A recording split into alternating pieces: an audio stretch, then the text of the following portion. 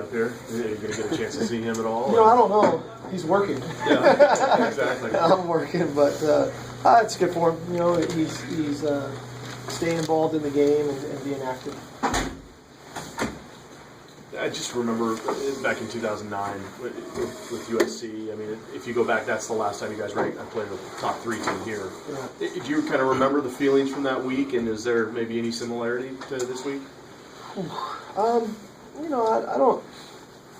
It was so long ago. We're such a different team. I do know that I think we went in with a good amount of belief, just like we're going into this weekend, and what we're capable of accomplishing. I remember that one of the key components of that game, if you remember, was the football and us creating turnovers in the red zone, and then offensively taking care of the football. And I thought that was really the key component in the ball game. And I think that'll hold true here Saturday. I think that the team that can really win the turnover battle is going to have a good opportunity to win the game.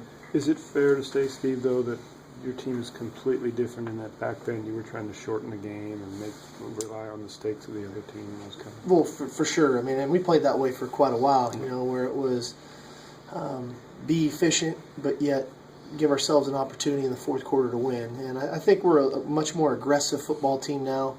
I think we play aggressively from the opening whistle and attack mode on offense and on defense. And I think it's evident in just our caliber of play right now and the quality of players that we have, and then the schemes that we've implemented.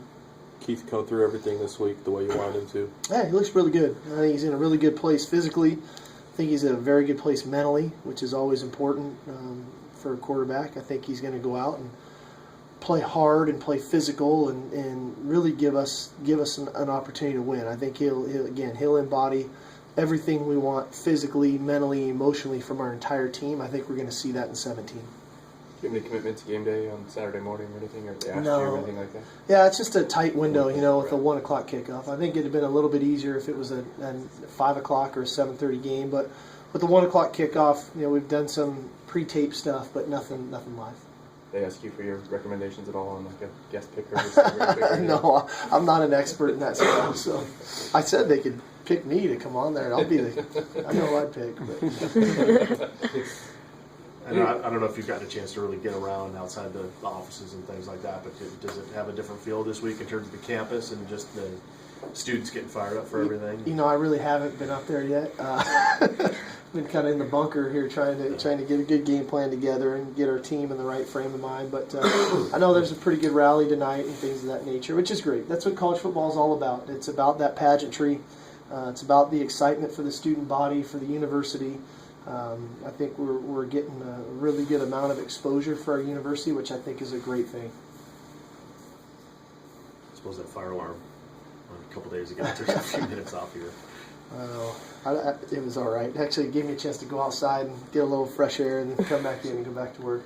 How normal do you sense this is all now getting for these guys, or is it still a little new to you? It sure feels normal to me. They still yell at the DJ at practice when there's a song on there that they don't like, or they don't.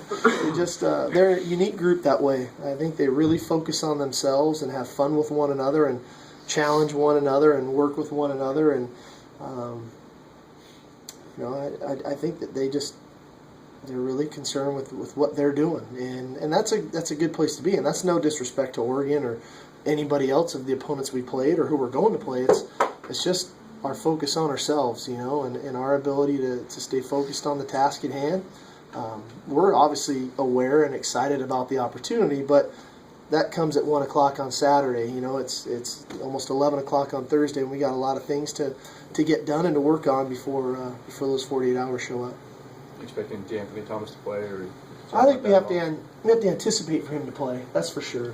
We have to anticipate that because he's such a dynamic playmaker with the ball in his hands, and he can create openings for other guys when he doesn't have the ball in his hands. So we have to prepare for him, and deservedly so. He's a tremendous player. So if he doesn't play, they've got a lot of other fast guys that will step in there. So yeah, and the special teams, you feel like that's taking. It's been obviously a work in progress all week, and we've spent a great deal of time on it. We want that to be a strength of ours, and not something that is weakness in a sense, and I think that our guys have embraced it. I think they understand it. It's interesting to see the guys that are really battling and competing for spots, which is exactly how it should be, because that's how it is on offense and defense. And so I think we'll go out and play really well. Is there any chance Cameron plays, or is it likely going to be Travis? Likely Travis. And does that change anything in terms of your punt situation? Would No. you use Zach, or would you go No. a different direction? We'll stay with Travis. Good. Good. Thank you.